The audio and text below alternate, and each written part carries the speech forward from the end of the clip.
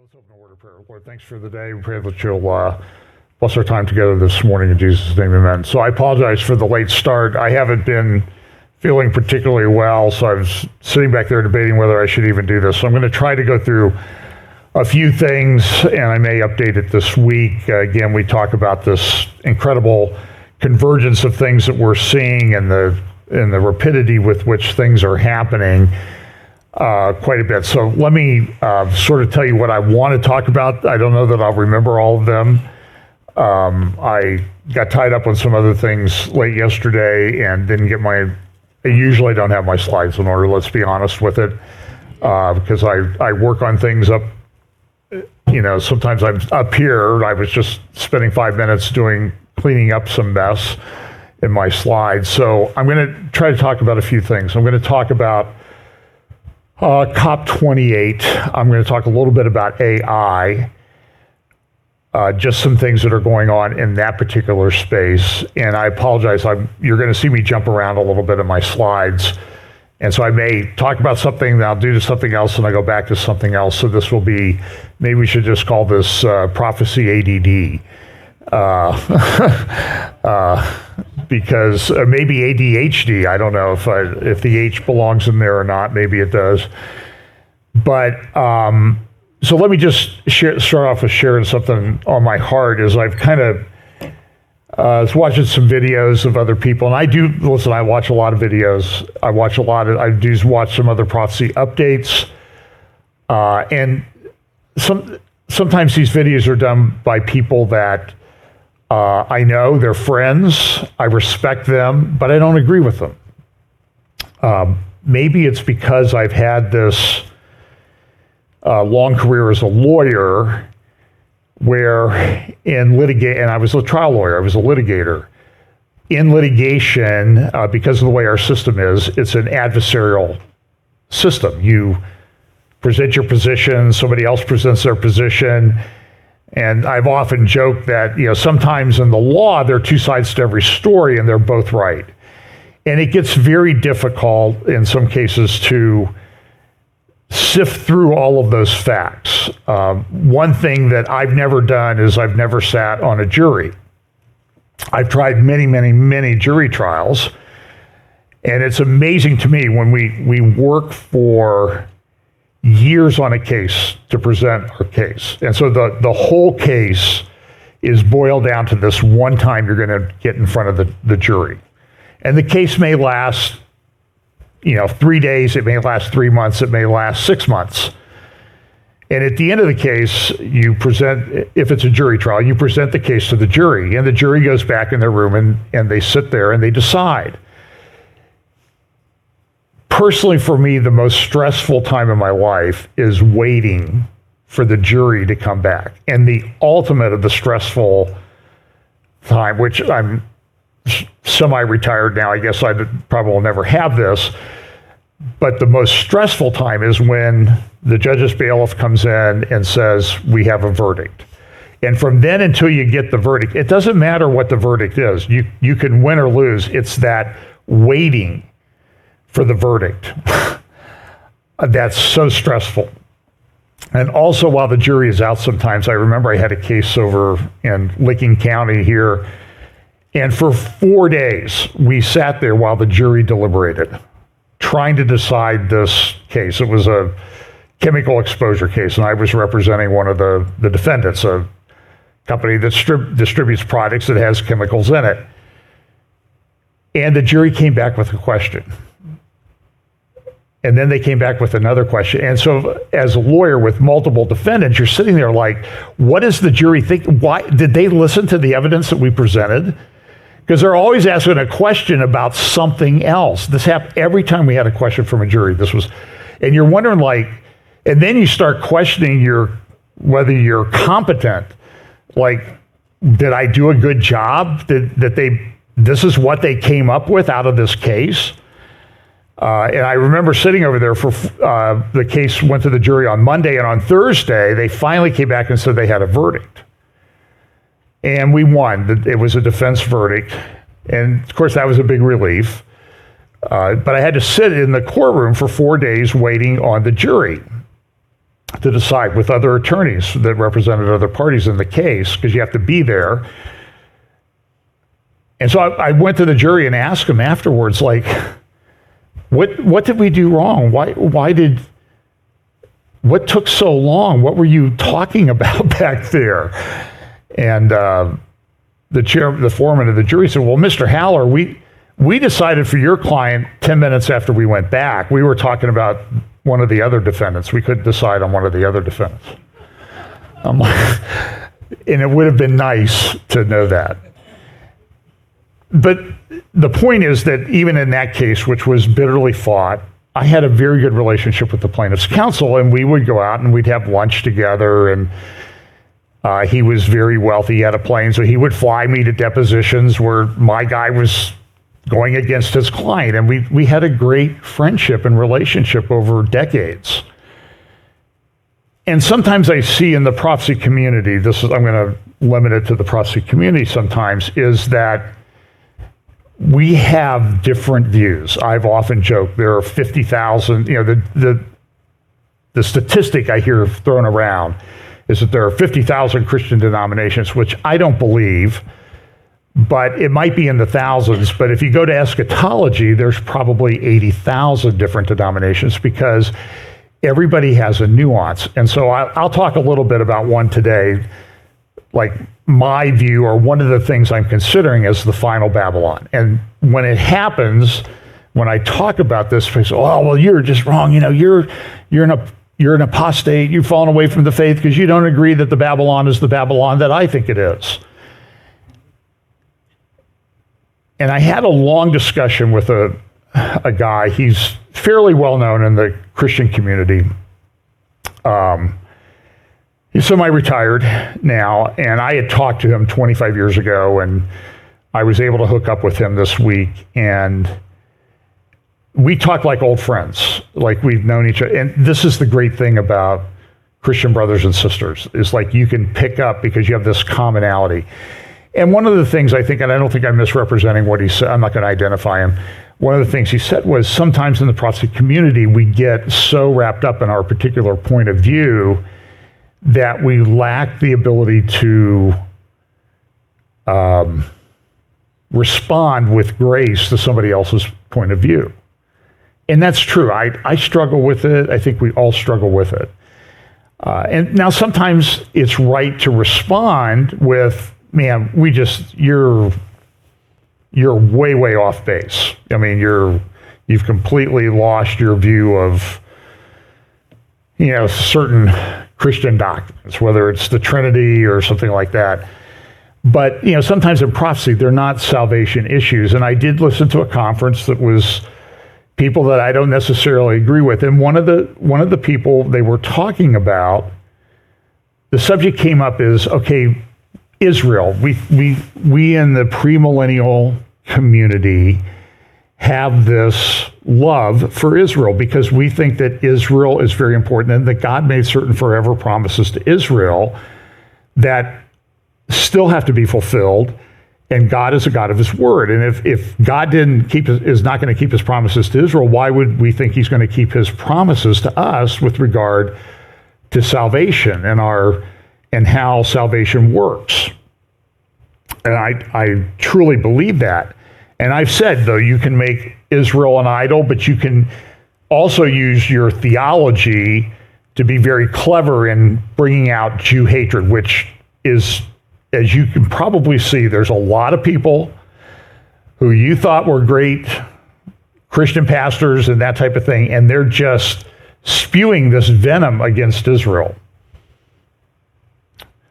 And so somebody asked a question at this conference about, well, how should we respond? And I haven't gone back to look because I just caught like a minute of it, but I thought and I'm not going to identify the conference or the speaker, but I thought his response was really well. The person says, why these Zionists and these Israel, they reject Jesus. Why should we have anything to do with them?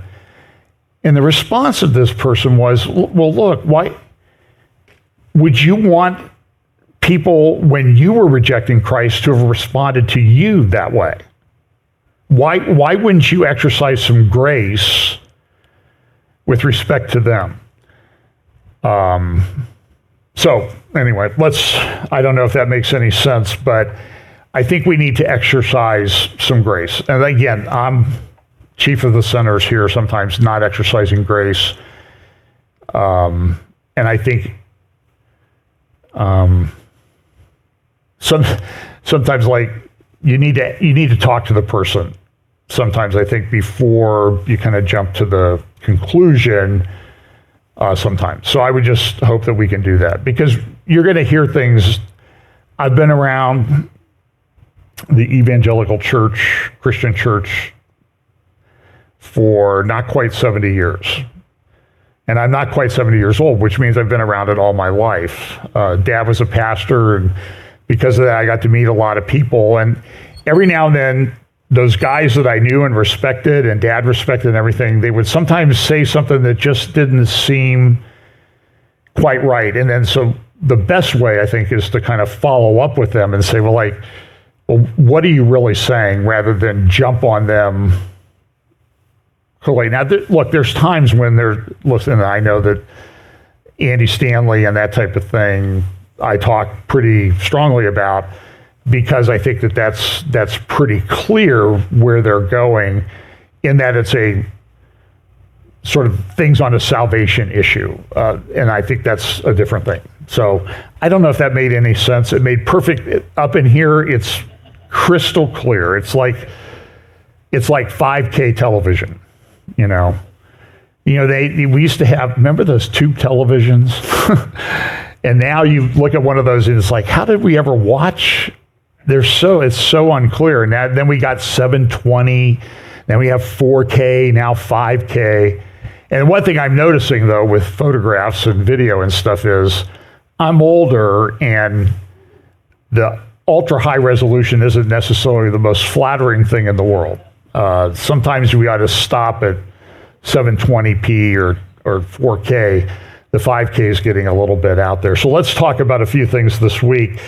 And again, I want you to understand that when I also analyze this stuff, I sort of operate through a big grid of a lot of scripture.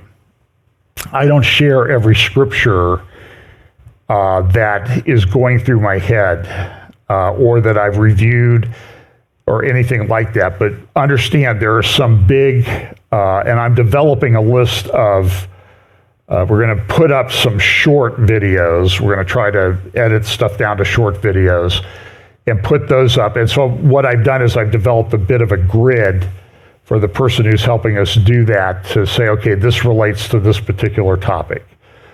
Some of you remember, if you follow Chuck Missler and Koinonia House, he used to have this thing called strategic trends. There were like 10 of them that they looked at. So I took that list and I've kind of modified it a little bit. I didn't know that Koinonia House, I just haven't followed them for a while, stopped updating that stuff like 5 or 6 years ago.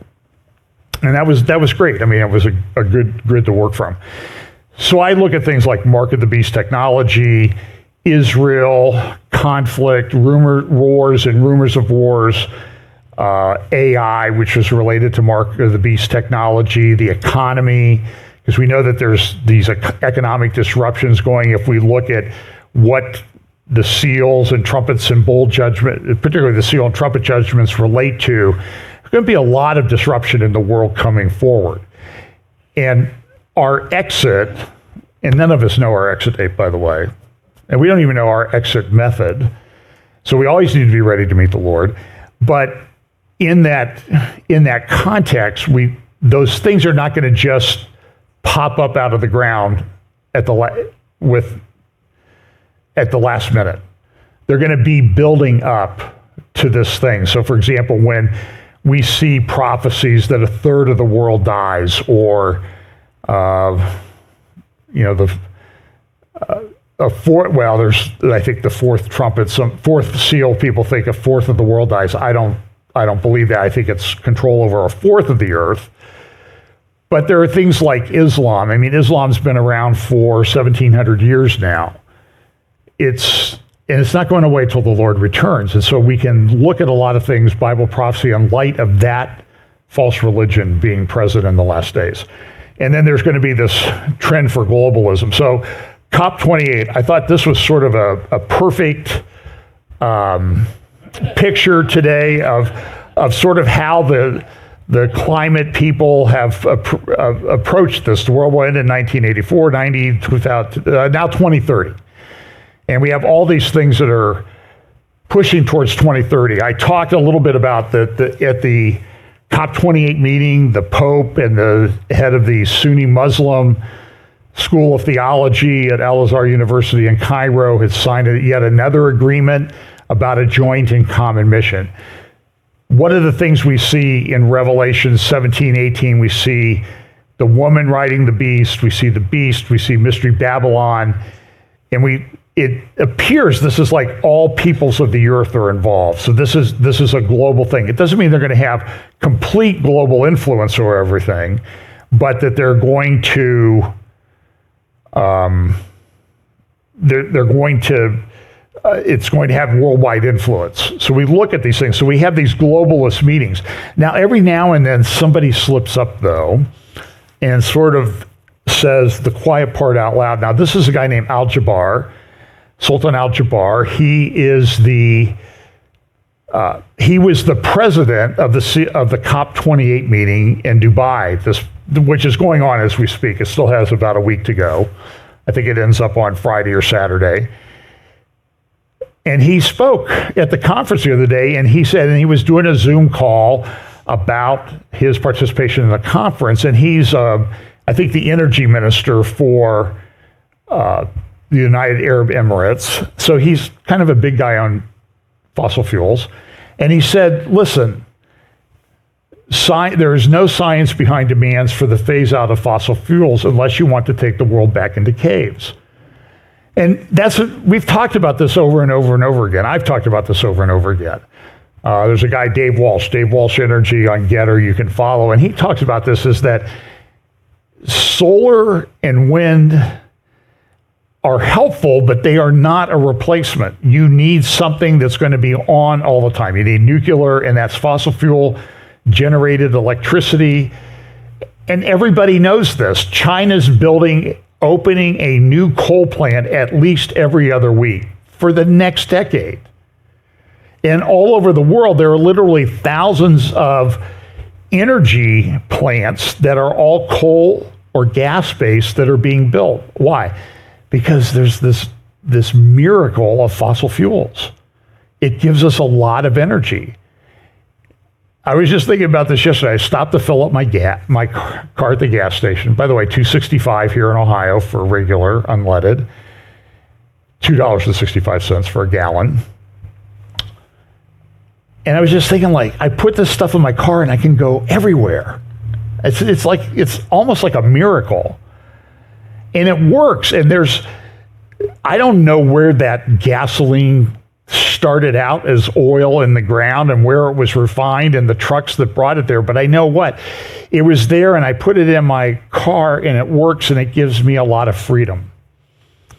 And so I think Al-Jaber was just recognizing is everybody else in the world wants what we have. We're not going to, just like on AI and the development of AI, we're not turning the clock back. And so we have to figure out how to deal with it. And in climate change, does the world appear to be getting warmer? It does in some respects. There's a lot of argument about that. It does seem like there's more extreme weather events than there used to be, but there have always been a lot of extreme weather events. I can remember going to school in Northeast Ohio in the fall when we started after Labor Day. By the way, we didn't start in the early part of August because we didn't have air conditioning, but I can remember going to school at 102 degrees and no air conditioning, no fans. It got a little bit warm in the classroom, but we lived and we didn't die. And it was a little bit easier to sit there at 102 than it would have been if it was 20. When I was in law school in 1970, the winter of 77, 78, we had the coal strike. Do you remember that? And they cut back. All the classrooms at Indiana University were set at 50 degrees. And so we're sitting in the classroom with gloves on trying to take notes with pens in law school. But we survived. By the way, I don't know if I should say this, but I'm going to say it because I thought it was humorous. By the way, my wife will tell you this. Sometimes my humor, I enjoy it more than anybody else. Because sometimes I'll even tell myself the joke again, and I'll laugh because it was pretty good. So, Israel this week has started to pump seawater into Hamas tunnels. And I said, now the way the Israeli government ought to spin that and sell it to the public is, hey, we're just trying to help the issue of rising seas by pumping some of that rising seawater into the Hamas tunnels. We're helping to counteract the effects of climate change. But I don't know if Israel, and I can tell by your reaction is you don't think that's as funny as I thought it was. But now you're laughing. So anyway, so Al-Jabbar, he says this and everybody goes crazy. So here's a little bit of a later panel. I got this from The Guardian, and here's what he had to say in response. Oh, hang on a second here.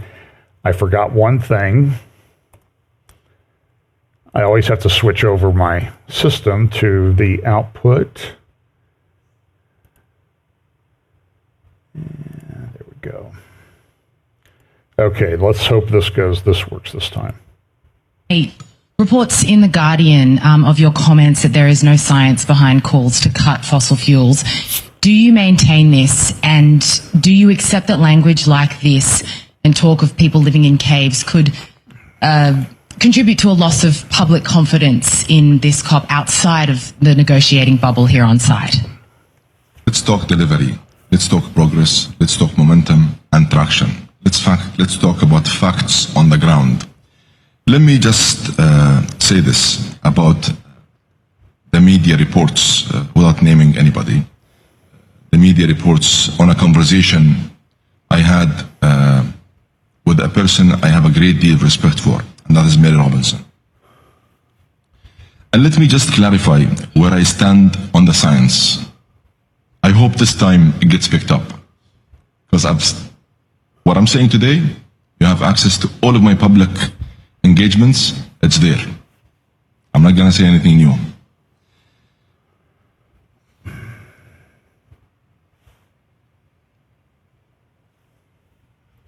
I honestly think that there is some confusion out there and misrepresentation and misinterpretation. And to address this question right, let me first introduce myself to you. I'm an engineer by background. It's the science and my respect to the science and my passion about the science, and it's about my conviction to the science that have enabled me to progress in my career. I have said over and over that the phase down and the phase out of fossil fuel is inevitable. In fact, it is essential. And this transition is, in fact, essential. And it needs to be orderly, fair, just, and responsible. And it needs to be well managed. So, allow me to say that I am quite surprised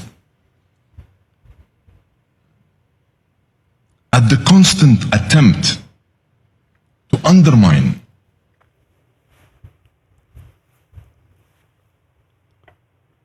I think that's it. So, I think he's right. We may run out of gas and oil. I don't know. That's a debate that a lot of people have. I was talking to someone about that this week. They think the oil's being depleted and we're going to run out of oil very quickly, which is why they think that we're near the end of all this. I'm not sure that that's correct because there's other arguments the other way. But certainly we're at a very serious inflection point on a lot of that things. Another thing we're at an inflection point on, and this is artificial intelligence and how all of these things interrelate. And you're seeing a lot of development right now. I saw an article this week about quantum computing and some of the advancements that are being made there. And that's a whole nother level of computing. And if they're able to get that worked out, some of the issues they have there worked out, this whole computing thing and technology and AI is really going to take off in a way that I don't think we understand. Now, the federal government, they came out with, this is not the right, they came out with a thing to, well, they tried, I'll just mention this, anti-Semitism is blowing up all over the place. And so the government came out with a strategy a while back back in May to counter anti-Semitism, which is good. We want to be against that. But one of the things that they did in that, this shows how our government is, this is the publication, and they came up with a method. They were going to get all these people, we're going to marshal these things. And by the way, when things happened on October 7th, what did they immediately come out and talk about?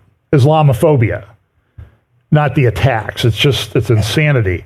But here's one of the things that they're saying is they're going to use the Council on American Economic Relations to help fight anti-Semitism.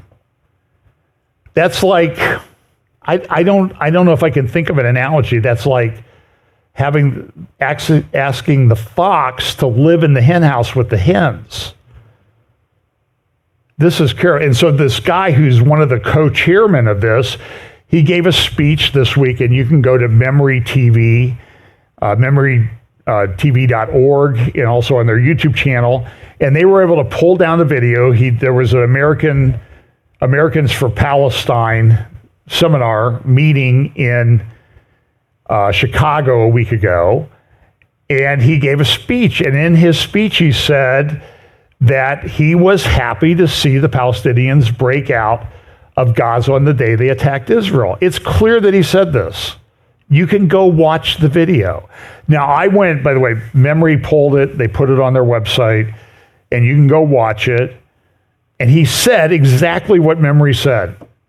And of course, he releases a statement and says, well, despite my clear remarks and anti-Muslim, anti-Palestinian hate website, that's Memory, and they're not that, selective remarks from my speech out of context and splice them together to create a completely false meaning. Now listen, so what I did was I researched, I went to the Americans for Palestine YouTube channel, and they have all of the videos from that conference, except one is missing. It's been taken down. So if his thing was taken out of context, it would seem to me that the best way to fight that would to be have the whole video up there so people like me and others could watch it. But you can't. And so what he does is he just says, Memory lied, and I'm removing the evidence to prove that they did. That's problematic, very problematic. There was this week also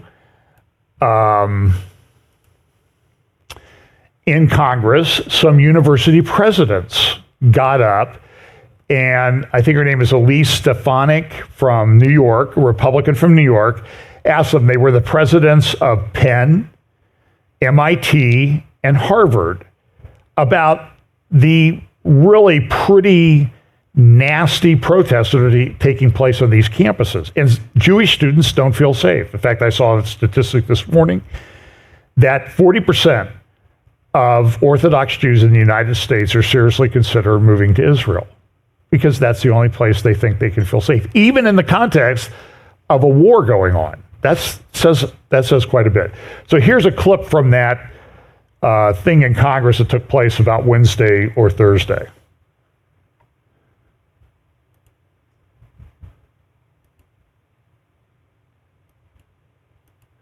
And of course, now my thing is not going to play. Well, I don't have time to get it. You can find it on Twitter. And look, they clearly came out and they were asked questions about, well, do you think is this against your policy to have these students calling for intifada, calling for the genocide of Jewish people? And of course, they all said, well, it depends on the context. Really? What kind of context? Well, when it turns into action. Oh, so when they actually start to do the genocide, then it's against your policy. But calling for the genocide is not. Now, this is a tricky area because I'm all for free speech and that sort of thing.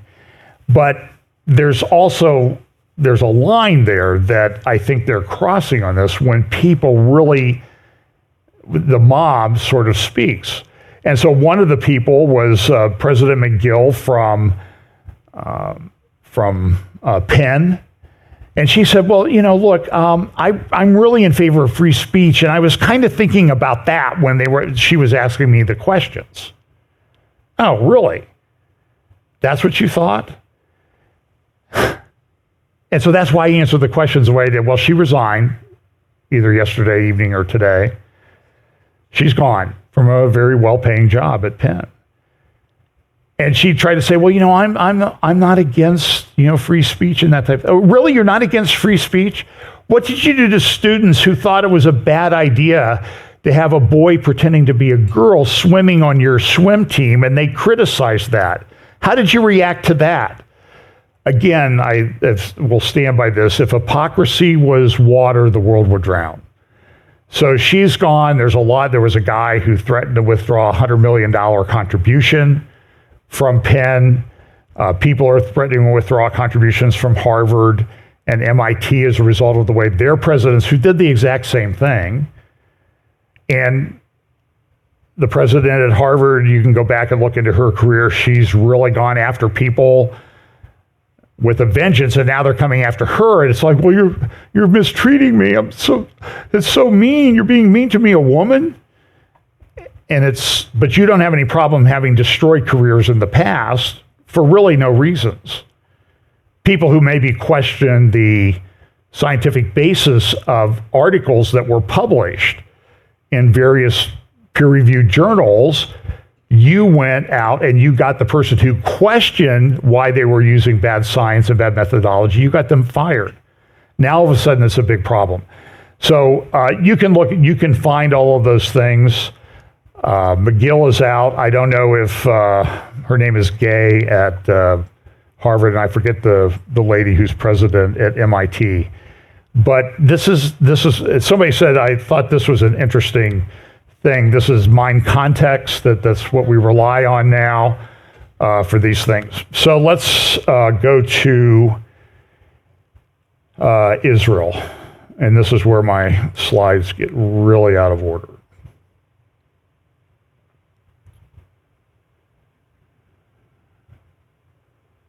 Okay.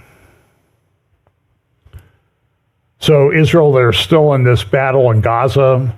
They're going down south. They think they've located where this head of Hamas is, named Sinwar, the Hamas leader in Gaza. The political affairs director of Hamas is a multi-billionaire, and he lives in Qatar in luxury. If you don't think that's his name is Hania, look him up, and you'll see that you only have a beard like that if you go to an expensive barber every day of your life to get it trimmed. And look, what's happening is terrible. People are being killed on both sides. Israel's now lost in the Gaza operation just under 100 soldiers. And these are all, every morning people wake up in Israel and they get the list of people after families have been notified.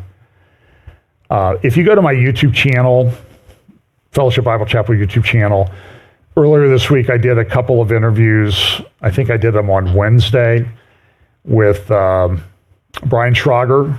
That one's about an hour. Brian's a Christian friend, lives in Israel. We talked about the issues and what he's seeing and what he's experiencing. The other was Jonathan Feldstein. Jonathan is Orthodox Jewish man, lives in Efrat. I met him, it was actually a year ago that we were at the Christian Media Summit. In fact, on the Wednesday, it was 1 year to the day that they had taken us down to the Urban Warfare Training Center near Gaza, and also to the kibbutz. I believe it's the kibbutz that's nearest to the Gaza border fence. And there were some people killed there in the attack. Other people survived. They seemed, because they'd been subject to some rocket attacks before and had people killed there. I think their security was a little bit better than other kibbutzes in the area. And so the people survived. But they're disrupted because they don't live there now. There's at least 120,000 to 200,000 people in Israel internally displaced. And this is a problem. They've left, they have nothing. They have nothing. They left everything in Gaza. They're in hotels. They don't have schools for their kids. They don't have toys for their kids. And as Brian Schrager said in my interview with him, there's a whole system that's been set up to help those people. And you can find, if you look for it, charitable organizations if you want to contribute to that. But the interesting thing was with Jonathan Feldstein. He runs an organization called Genesis123.co, and he does podcasts and articles. And I mentioned that a year ago, I had been down in Efrat and went to Shabbat dinner at some friends. He goes, oh, well, I live in Efrat too. And I told him who, and he said, oh, I know them. They're friends of mine. He goes, next time you come to Israel, you come to Shabbat at my house. And there's a very interesting thing going on here. And I'm still trying to process, okay, how do we Christians deal with it? Because some Christians will say, well, they're Zionists, they reject Jesus, we should just let them alone and forget about them. I don't accept that. And look, there's some of them that are really hardcore and obnoxious, and you don't need that in your life, so don't do that. But Jonathan's not that way. Jonathan is very kind and gracious, but I told him, I said, I remembered very specifically at Shabbat, they do a Torah portion, and it's on a yearly cycle. So he said, well, I told him what the portion was. It was in Genesis, the story of Joseph being sold into slavery by his brothers. He goes, oh, my son is 25. He will be 25 tomorrow. His brigade, he's in the IDF, just entered Gaza today. So please pray for him. So pray for Jonathan's son and pray for all the soldiers in there that this thing will get over with pretty quickly. And he said, because he was born this week, the Torah portion that would be read at his bar mitzvah was this portion about Joseph being sold into slavery by his brothers. So if you go to Times of Israel and you look for Jonathan Feldstein, Feldstein, you can find the article that he finished writing after our conversation. He said, now I know what Jacob felt like. Because he said, it's so interesting, John, that when we have these Torah portions that they so often relate to things in our lives. And he said, now I'm asking my rabbi, when Joseph was sold into slavery, the trade route went through Gaza. Did Joseph go through Gaza on his way to Egypt? And the answer is he likely did. But he said, I also look at it how Jacob reacted to losing his son, his favorite son. And now I know how Jacob felt because my son is now in Gaza in a war. But this is what we have to do. But he says you read every morning the names of people, and sometimes they're sons of friends, and everybody's going to funeral after funeral. This week, Ghazi Eisenkot, who is in the war cabinet, former head of the Israeli Defense Force, his son was killed in Gaza. They had the funeral the other day, and all the politicians were there, and they televised it, very moving. And Eisenkot, his nephew, was killed the next day. So he lost his son and a nephew this week. This is what's happening in Israel. There are over about 400 soldiers dead, or I think close to 500, because 300 and some were killed in the attack on October 7th. But I think the number is 93 or 97 that's been killed so far. So it's a very difficult situation that they're facing now. The word out of Israel is that they expect that they hope to be finished with the Gaza operation in, I've heard 2 months, but there was an article in the Jerusalem Post this morning saying 6 to 7 weeks. They have started flooding some of the tunnels. Eisenkot's son, by the way, was in a brigade. They had secured a tunnel entrance, thought everything was fine, and then a Hamas terrorist popped up out of the tunnel and shot and killed him. And this is what's happening. It's a very close quarters war. I don't know if this one will play or not. For some reason, my videos are not playing. So this is a video that I saw described for the video. These are soldiers in Gaza. And when we were there a year ago, they took us down, just a year ago this week, to the Urban Warfare Training Center. And they drove a tank by us and everything so we could see what that looked like. It was very much looked like this tank. And the buildings and everything, they had a mock-up of Gaza City. And you can see here in this video, if it was working, that this is a very difficult urban fighting situation. So as they were showing this here, so people say, well, why did they destroy the building? Because if they don't destroy the building in this video, they're in a square with tall buildings, 3, 4, 5 stories around, which are all over Gaza, because it's densely populated, and people are popping out, firing snipers at them. They pop up here, they pop up here, they pop up here, and these soldiers they're in there in the midst of all of this, and they have to deal with it. It's very, very difficult fighting. So that they've only had under 100 killed so far in several weeks, a month of being in there is, to me, that's sort of a miracle. But as Jonathan and Brian both said in my interviews with them, one of the most amazing things is to see the unity of the Israeli people about what they have to do. Our government seems to be fighting and pushing them the other way, and that's a problem. Let's see here. So here's just some articles that I found. Israel lauds U.S., but Palestinians accuse it of genocide for vetoing UN security ceasefire call. There was an operation to rescue IDF or hostages by the IDF that failed, and one of the captives was murdered after that. Hamas says, well, he got killed during the raid. And there's just this constant back and forth. Here's the Jerusalem Post from this morning. Main Gaza fighting could conclude in 4 to 7 weeks. Also, Eisenkot's nephew was killed. Israel says U.S. has not set a deadline for the end of the war, but we're really pushing Israel to stop. And I don't know how long is U.S. support for that. And so everybody's like, oh, look at how cruel Israel's being. And they never talk about what happened on October 7th. You see anti-Semitic protests all over the place. This was in one of the articles, this is in the Times of London yesterday or today. 1 in 5 in a poll of young Americans say the Holocaust is just a myth. This is a problem, and this lays on the doorstep of people like the presidents of Harvard, MIT, and Penn, because they've not been treated. This other article here, Israeli hostages most brutally treated, say free Thai workers.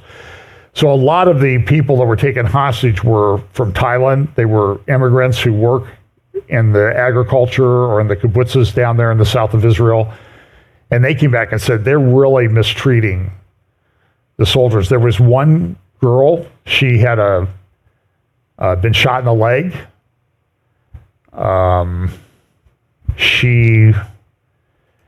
My understanding is when they repaired her foot, they put it on backwards.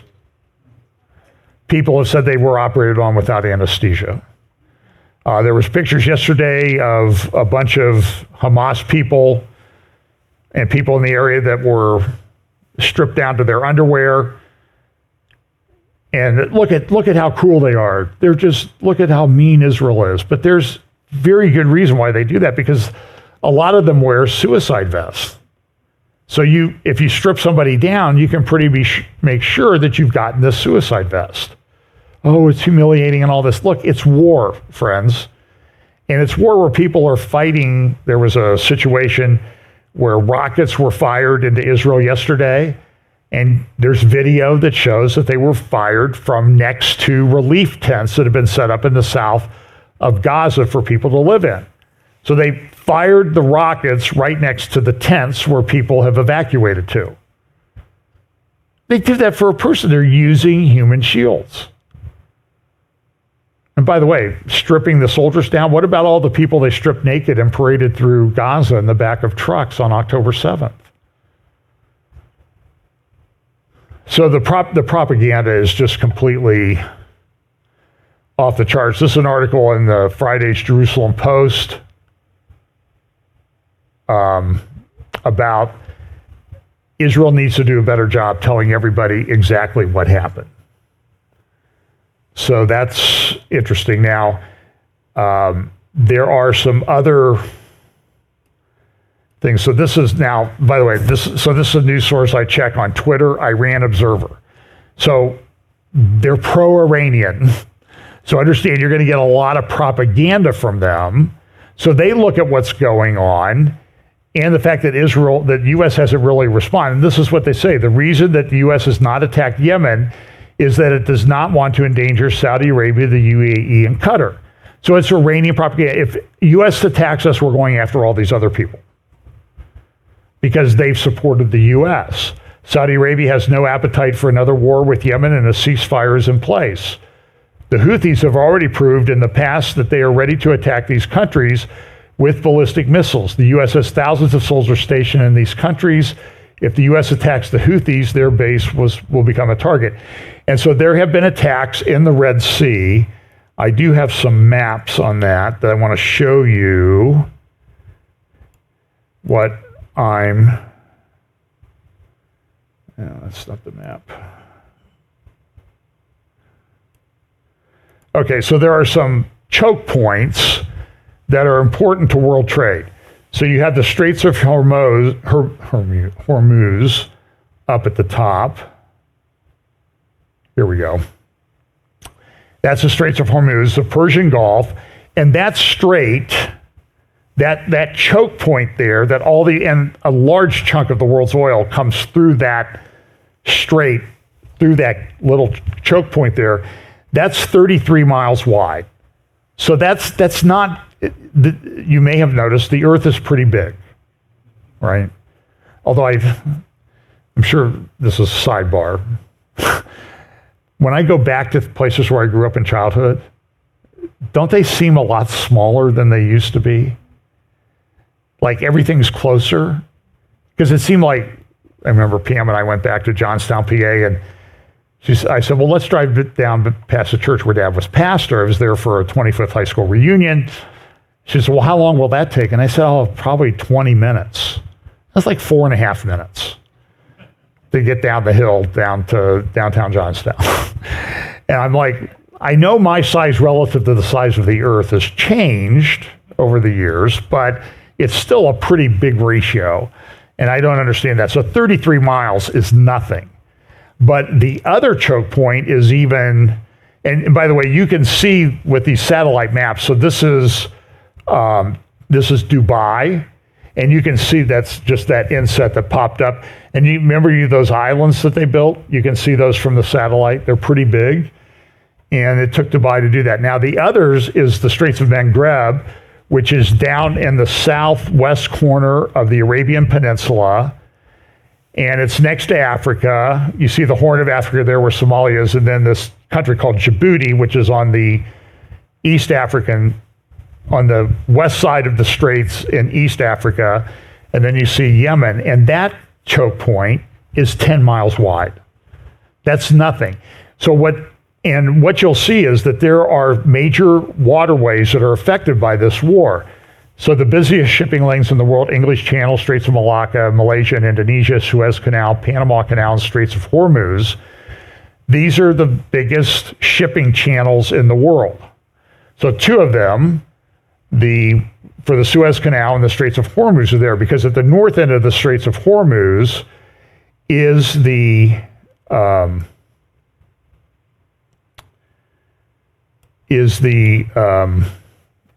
the Suez Canal. So you have the Red Sea on the left, you have the Gulf of Aqaba on the right. It goes up to Eilat. This goes up to the Suez Canal. And so what's happening is that the Houthis are attacking ships in the Red Sea to try to shut down shipping, because this has a big impact.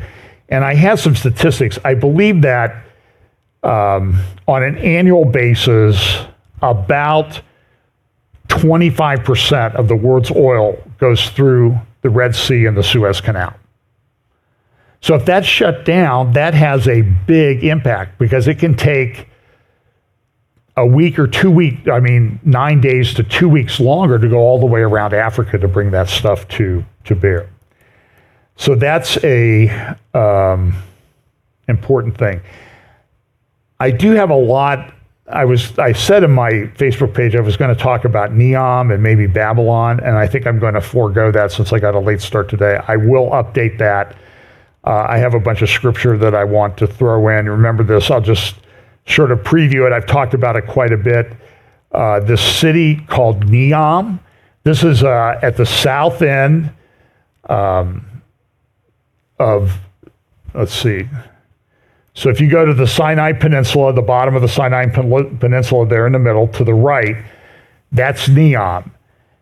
This is a big city. They're spending billions, maybe trillions of dollars building this thing. And if you go to satellite maps, so this is the ArcGIS website. They have a satellite map with imagery. You can see that they're starting to excavate Neom. The city is going to be 100 miles long through the desert there. So you see where you can see the excavations going place here. And this may be an important city. Here was an interview with some of the architects. What are they thinking? If it succeeds, it will be the new Babylon, so to speak. So if it succeeds, it will be the new Babylon. And so you can see this city, 1,500 feet wide, tall on each side, about 600 feet across. It's kind of goofy, very dystopian.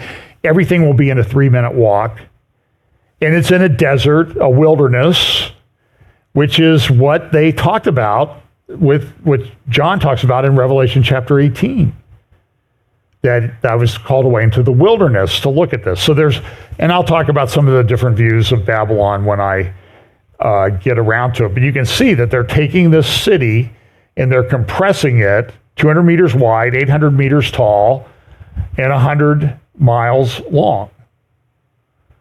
And everything's going to be within a 5-minute to 8-minute walk. And they're going to have these different modules, 80,000 people per module. They expect this to eventually be 9 million people now. So I think this is a candidate for Babylon of the end times. People disagree with me, and that's fine, okay? It's not I'm not stating it as fact. I'm saying this is one of the things I consider. Some people think Babylon will be rebuilt in Iraq. And maybe it will be. Here's a little closer thing. You can kind of see the foundation work being done, starting at the west end of this. And so I'll only say when we look at the story of the Tower of Babel, which I think is a pattern for what we're going to see in the end time with regard to this final Babylon, the Lord intervened before it was finished. So I don't think they're going to finish Neom before the Lord returns. And it's very dystopian if it is Babylon. And even if it's not, I don't think they're going to finish it before the Lord returns. I think we're that close. But that's a problem. But with regard to this shipping thing, this is a great article by Jonathan Spire in the Friday's Jerusalem Post. There's also an article by him going into Gaza with a group of soldiers in the Friday Jerusalem Post. You might want to read those. I think Jonathan's the best, if not close to the best, if not the best, Middle East war correspondent on planet Earth. He really knows a lot about what's going on. So pay attention to him. I'll talk more about Neom and Babylon. So I just want to go with one more thing here. And that's this. So there's, the war in Ukraine continues. The Europeans are saying, Ukraine's not doing they're not doing very good. The war may be over soon. And Putin knows this. Putin has been somewhat isolated. He hasn't really gone too many places over the past almost 2 years now since Russia invaded Ukraine. And Russia's sort of taken the position that, well, we'll wait them out. We have 3.5 times as many people. We have a lot more soldiers. And, we can lose more of theirs than they can lose of theirs. And they're running out of ammunition and everything. So I don't know if the war will go on much longer. Russia will wait it out. But Putin took trips this week, and I think it's just sort of significant when we look at the alliances of Ezekiel 38 and 39 and some of the things that come together. Russia, I think Central Asia, I've long said that Central Asia and the Turkmen people in that region are probably involved in this Gog-Magog invasion that comes from the north into Israel in the last days. I know Turkey's involved. We know Persia in some form is involved. So Putin took a trip. First trip he took was he went to Saudi Arabia. And here is the Crown Prince Mohammed bin Salman waiting for Putin to show up. And remember, everybody says, oh, Putin's dying. And then he goes and sits on stage for 4 hours at a boring conference and doesn't fall asleep and doesn't appear, from what I could see, get up to go to the bathroom or anything, which is pretty amazing for a guy who's 71. So here he comes with his good buddy, Mohammed bin Salman. And they're going to go in and they're going to have a receiving line. Glad to see you. Welcome to Riyadh. Have to shut the sound off of that.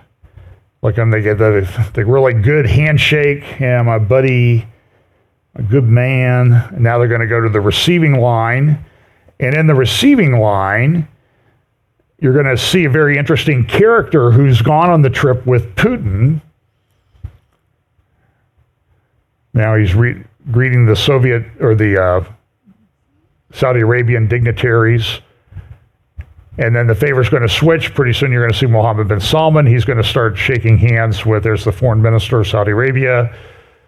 And now Mohammed bin Salman's going to start shaking hands with there's Lavrov and dignitaries. You're going to get to the guy that I think is very interesting, that he's on the trip. It's the guy with the beard coming up. His name is Kadyrov. He is the head of Chechnya, which is a Muslim region. There he is right there, Kadyrov. And he is a brutal, brutal guy. You remember the Chechen situation where the kids in the school, that was back when there were wars in Chechnya. His father rose to power. They were very much against Russia, but then he's become very pro-Russian. He's very close to Putin, and he's just brutal. I mean, go read about him. And so they had this big meeting, and I think this is a repeat. Now remember, Putin and Mohammed bin Salman, they have a pretty good relationship. Look at that ain't the handshake that Joe Biden got. What did they get? Kind of a fist bump or something? An elbow bump? Remember, about 5 years ago, there was a conference, and here's Putin and Mohammed bin Salman, high five, man, and ha ha ha, we're good buds. And I don't remember what that conference was, but I dug it out of my thing. Yeah, man, my man, yeah. So this is Kadyrov.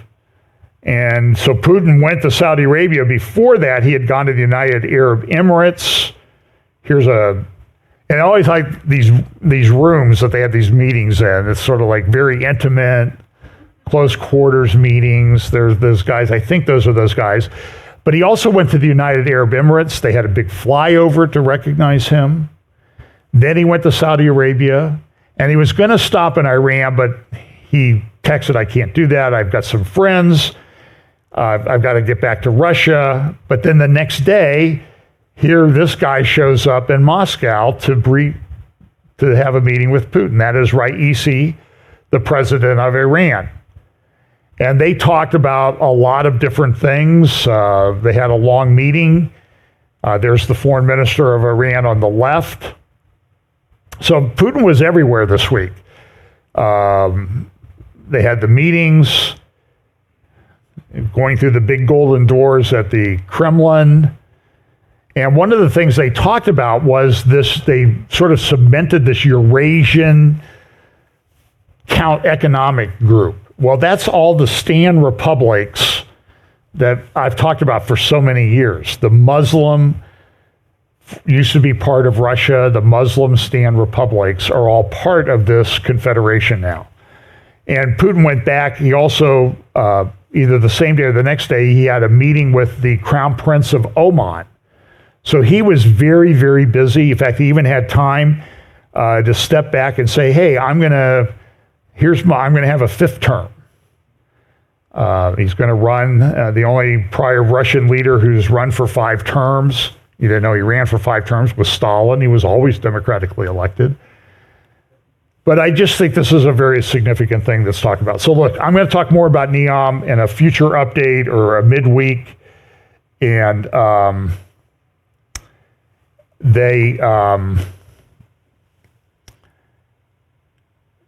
I appreciate you listening. And by the way, go check those out. Go to Times of Israel, read Jonathan Feldstein's article, watch the videos with Brian and Jonathan, and we'll talk more. So let's pray. We'll leave. Lord, thanks so much for your day. Pray you'll bless us this week. Pray you'll give us opportunities to share the gospel with those around us. In Jesus' name, amen.